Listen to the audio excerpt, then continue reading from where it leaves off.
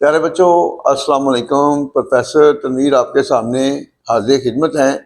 प्यारे बच्चों, आज की जो हमारी वीडियो है बीए पार्ट 2 के बच्चों के लिए एडिटर के नाम लेटर के हवाले से है। तो हमने ये जो आज का जो लेटर है, ये पूरे लेटर की उर्दू आपके सामने आ गई है और इस उर्दू को हमने ट्रांसलेट करना है। और इससे हमें बेनिफिट क्या मिलेगा? एक तो ये है कि ट्रांसलेशन में जितनी भी टेक्निक्स होती हैं सारी आपकी अवेयरनेस में आएंगी, आपकी वोकैबुलरी स्ट्रांग होगी, बड़ा बड़ा फिक्रा कैसे ट्रांसलेट करते हैं ये फन भी आपके पास आएगा। और फिर जैसे जैसे आप प्रैक्टिस में आते जाएंगे इंशाल्लाह आपको कोई ना तो लेटर याद करना पड़ेगा, ना ही कोई एप्लीकेशन याद करना पड़ेगी। सिर्फ ज़हन में उर्दू आपने रखनी हो तो खुद आपने उसको मतलब उसका जो स्ट्रक्चर बना के लिख सकते हैं। तो अफसोस के साथ कहना पड़ता है हमारे बीए के बच्चों की बहुत बड़ी तादाद अगर फेल होती है तो उसकी वजह यही होती है कि बच्चों को रटा लगवाया जाता है। तो फिर रटा जो है वो बच्चों को फ्यूचर में कोई बेनिफिट नहीं देता और ना ही बच्चे कुछ जो है नॉलेज गेन कर पाते हैं। तो मैं इसलिए कहूँगा बच्चों को कि खुदा के लिए कोशिश करें कि रट्टे से बचें, कंसेप्ट की तरफ आएँ। और वो हम अपने चैनल जो हैं तालीम पॉइंट और प्रोफेशनल दोनों चैनलों में हम आपको कंसेप्ट के साथ जो है आपके जो कोर्स है उसके हवाले से हम नॉलेज दे रहे हैं ताकि हमारे बच्चे जो है प्रैक्टिकल लाइफ में अच्छी कामयाबी हासिल कर सकें। उसके अलावा जो बीए के जो कोर्स के हवाले से हमारे जो नोट्स हैं मल्टी आंसर के साथ नोट्स हैं, जिस तरह ये उर्दू है इसी तरह जो क्वेश्चन के आंसर हैं उनकी भी उर्दू है। और जब थोड़ी सी प्रैक्टिस बच्चे को हो जाए तो एक दफ़ा वो उर्दू पढ़ेंगे तो आपके लिए उसका आंसर जो है ना वो लिखना और याद करना कोई मुश्किल नहीं होगा। तो नोट्स के हवाले से जिसको हम नोट्स देते हैं बच्चों उनको हम पेपरों तक पूरी सपोर्ट भी देते हैं। तो आगाज़ करते हैं आज के इस लेटर का। Write a letter to the editor of a newspaper. पहले यहाँ तक करते हैं। अब ये होगा किसी अखबार के एडिटर को खत लिखें। यूज ऑफ वर्ब है, इसका टेंस से कोई तल्लुक नहीं है, इसको इंपेरेटिव सेंटेंस का नाम भी देते हैं। नेक्स्ट देखें, expressing the need for opening a girls college in your city locality और एरिया। अपने शहर इलाका या मतलब लोकेलिटी और एरिया का मतलब एक ही अपने शहर या इलाके में लड़कियों के कॉलेज के खोलने की जरूरत को बयान करते हुए, एक्सप्रेशन बयान करते हुए।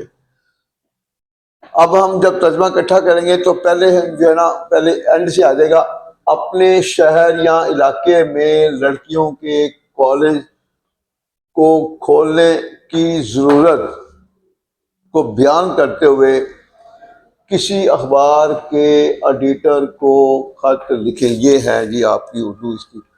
अब हम जो पेपर के पॉइंट ऑफ व्यू से देखें तो फिर सबसे पहले राइट साइड पर examination hall comma city ABC, फिर जो डेट होगी यहाँ पे आएगी। हमने तो जगह की वजह से लिखी उधर, तो यहाँ पर 10 अप्रैल है या 20 अप्रैल है, कॉमा लगाकर 2025 फुल स्टॉप। उसके बाद हमने the editor comma the news Lahore. The news नाम है इसका अखबार का और सब्जेक्ट। उसके बाद सब्जेक्ट में आपने जो टॉपिक है ओपनिंग अ गर्ल्स कॉलेज, ये आपका टॉपिक हो गया। अब हमने ये सारा जो मवाल है उर्दू में लिखा है, तो फिर जब हम इसको ट्रांसलेट करेंगे तो इंशाल्लाह आपको जस्ट उर्दू ही देखनी पड़ेगी। तो ये जो स्ट्रक्चर था मैंने बता दिया आपको, एंड पर ये आपकी मुख्तलिफ जो भी है। तो ये असल जो हमारा जो मेन टारगेट है ना वो ये है कि उर्दू से इंग्लिश में किस तरह पैसेज को ट्रांसलेट किया जाता है और क्या क्या जो टेक्निक्स होती हैं वो आपकी अवेयरनेस में लाएं ताकि इन फ्यूचर आप एक अच्छे ट्रांसलेटर भी बन सकें और ड्राफ्टिंग पर भी आपका पूरा कंट्रोल हो। देखें, आपके अखबार के कालमों के जरिए ये फ्रेज है। What is phrase? नामुकम्मल जो फिक्र होता है उसको हम फ्रेज कहते हैं। जब वो किसी मुकम्मल फिक्र के साथ जुड़ जाता है टेंस वाले फिक्र के साथ तो फिर वो मुकम्मल मतलब देता है। आपके अखबार के कालमों के जरिए through the columns of your newspaper, आपके अखबार के कालमों के जरिए। अब कॉमा लगाकर मैं इंतजामिया की तो जो अपने शहर में लड़कियों के कॉलेज के खोलने की तरफ दिलवाना चाहता हूँ। पहले लेफन का फिक्र है तो अब इसमें मैं चाहता हूँ आई वांट। अब उसके बाद ये यहाँ पर जो है ना चाहने के बाद इसका प्रेजेंट रेफरेंस मुकम्मल हो गया, आगे ऑब्जेक्ट नहीं आ रहा, फॉरेन वर्ब आ गया। जब फॉरेन वर्ब आ जाए मतलब दो वर्ब इकट्ठे आ जाए तो दूसरे वर्ब से पहले हम टू लगाएंगे और जो सेकंड वर्ब होगा उसका जो ऑब्जेक्ट होगा वो वर्ब के बाद उसका ऑब्जेक्ट लगाएंगे, फिर इजाफी चीजों को ट्रांसलेट करेंगे। फिर देखें, मैं तो जो दिलाना चाहता हूँ, I want to draw attention. अब I want to draw attention, मैं तो जो दिलाना चाहता हूँ। अब मैं किसकी तवज्जो दिलाना चाहता हूँ? इंतजामिया की। I want to draw attention of the authorities, या गवर्नमेंट भी कह सकते हैं, अथॉरिटी या गवर्नमेंट। मैं इंतजामिया हुकूमत की तवज्जो दिलाना चाहता हूँ। अब किसकी तरफ? अब यहाँ पे आ जाएगा लड़कियों के कॉलेज के खोलने की तरफ, टूवर्ड्स होता है की तरफ, towards the opening, toward the opening of a girls college कर लें, towards the opening of a girls college, towards the opening of a girls college, लड़कियों कॉलेज खोलने की तरफ। आपका ये फिक्रा मुकम्मल हुआ। नेक्स्ट देखें, बड़े अदब के साथ अर्ज की जाती है, प्रेजेंट रेफरेंस का पैसिव वॉइस का फिक्रा है, मोस्ट रिस्पेक्टफुली, मोस्ट रिस्पेक्टफुली बड़े अदब के साथ कोमल लगाकर अर्ज की जाती है या दरख्वास्त की जाती है। इट इज रिक्वेस्टेड या it is submitted, it is requested या इट इज सबमिटेड दरख्वास्त की जाती है कि अब कोमल लगाकर कि मैं कसूर शहर के एक मशहूर इलाके की राशि हूं। सादा फिक्र है दैट, सादा फिक्र होता है इसमें वर्ब नहीं होता, that I am, subject is are am और ऑब्जेक्ट दैट आई एम। अब इसमें ऑब्जेक्ट क्या है?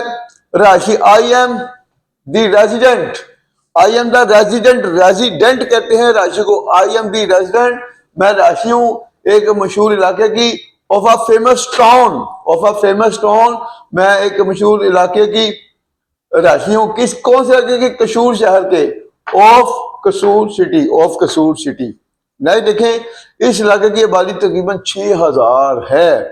सादा फिक्र है, इस इलाके की आबादी the population of this area is about, बदकिस्मती से हमारे इलाके में कोई लड़कियों कॉलेज नहीं है, यूज ऑफ देयर है, but unfortunately there is no girls college in our area और लोकेलिटी और टाउन।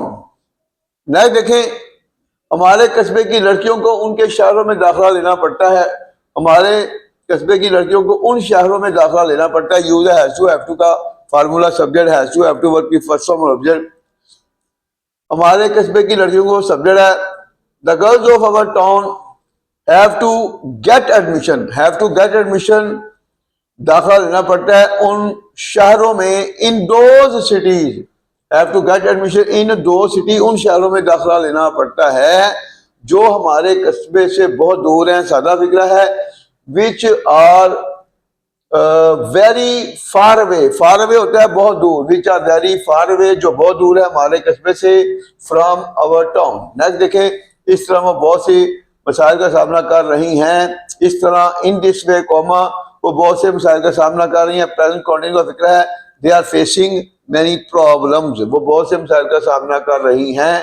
पहला, फर्स्टली, पहला ये है कि पूरी नहीं होगी। फर्स्टली, वो आने जाने की सहूलत के मसले का सामना कर रही हैं। Present continue, they are facing, वो सामना करें द प्रॉब्लम ऑफ, आने जाने की सहूलत होता है मतलब पिक एंड ड्रॉप करते हैं, आने जाने की सहूलत। They are facing the problem of pick and drop, they are facing the problem of pick and drop, वो आने जाने की सहूलत के मसले का सामना कर रही हैं। सेकंडली, माँ बाप, पेरेंट्स,